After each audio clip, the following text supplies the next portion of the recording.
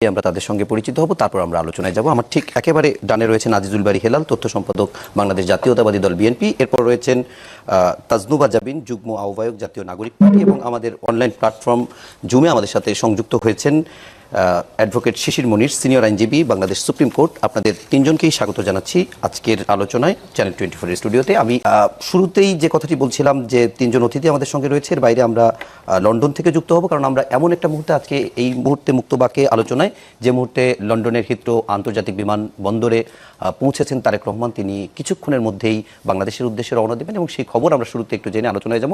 আমাদের সাথে এই খবর জানানোর জন্য লন্ডন থেকে যুক্ত হচ্ছে লিপটন কুমার, আমাদের সহকর্মী লিপটন কুমার। আপনার কাছে একটু সংক্ষেপেই জানতে চাই, রহমান এয়ারপোর্টে কখন পৌঁছেছে, তার বোর্ডিং পাস সহ আদার্স যে আনুষ্ঠানিকতা আছে সেগুলোর কি অবস্থা, কখন রওনা দিবেন, কোথাও ট্রানজিট আছে কিনা, কখন দেশে পৌঁছবেন?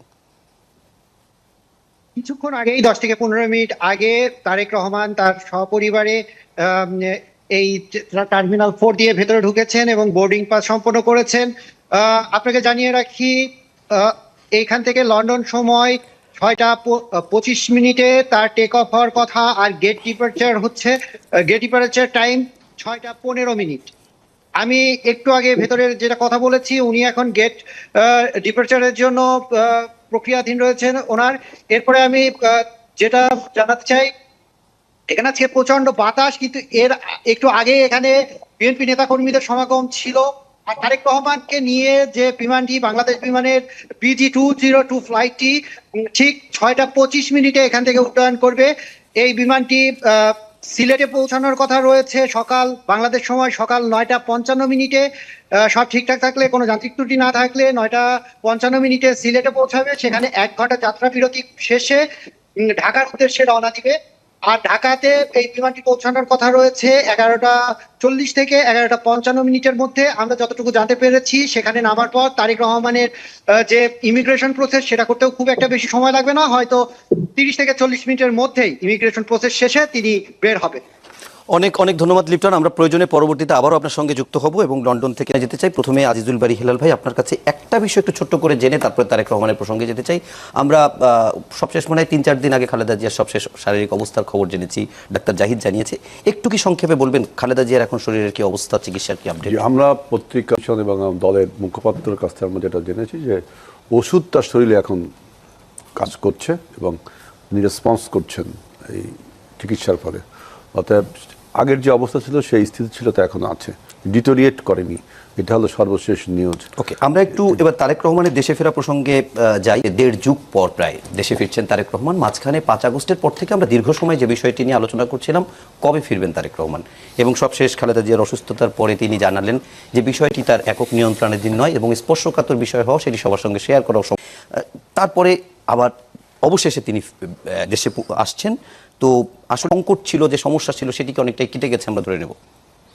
দেখেন, আমি প্রথমে আমাদের নেতা, আমি মনে করি বাংলাদেশের সমগ্র জনগণের নেতা হিসাবে যিনি ইতিমধ্যে পরিচিতি লাভ করেছেন, তার এই আগমন দেশে, বিশেষ করে 24-এর গণ অভ্যুত্থানের যে মানে অন্যতম একজন নায়ক বিজয়ের বেশে আপনার দেশে ফিরছেন এবং এই ঐতিহাসিক প্রত্যাবর্তন, বাংলাদেশের সমগ্র জনতা তাকে সম্ভাষণ জানানোর জন্য প্রস্তুত হয়ে আছেন।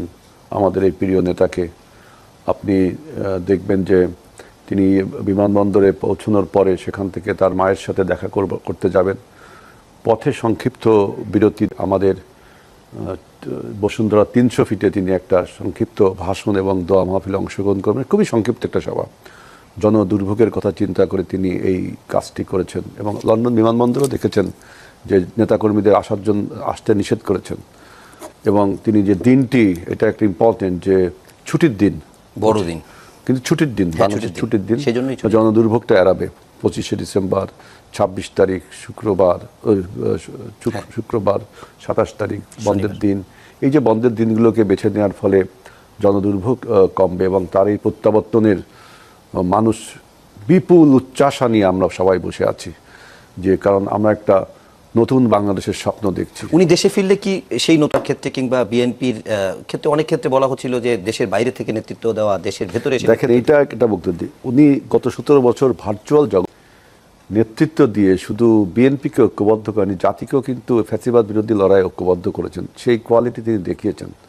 এখন অ্যাকচুয়াল জগতে এসে নিশ্চয়ই সেই আমাদের নেতৃত্ব আরও সুপ্রতিষ্ঠিত হবে। আমি গত সকালেও একবার বলেছি, আমার সাথে তাসনুবা ছিল, যে এই পর্যন্ত ঐতিহাসিক যে সমস্ত ব্যক্তিত্ব ফিরে আসছেন মানে বিপ্লবের পরে বা অভ্যুত্থানের পরে, তার মধ্যে অন্যতম হল ভ্লাদিমির ইলভিচ লেনিন।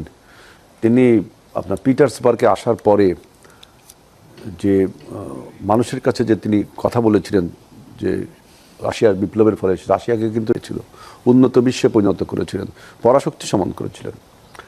এরপরে দেখবেন যে ইরানের ইমাম খোমেনি, তিনিও ইসলামী বিপ্লবের পরে যখন ফ্রান্স থেকে ফিরে আসলেন, ইরান কিন্তু আধুনিক রাষ্ট্রে এবং উন্নত রাষ্ট্রের দিকে ধাবিত হয়েছে স্টিল নাও।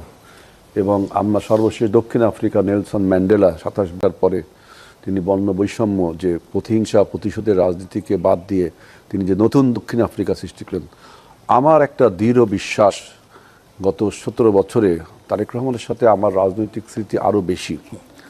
উনি যতদিন থেকে রাজনীতি করেন তখন আপনি ছাত্র দলের সভাপতি ছিলেন। সুতরাং সেখান থেকে, তার আগেও তার সাথে আমার রাজনৈতিক স্মৃতি রয়েছে।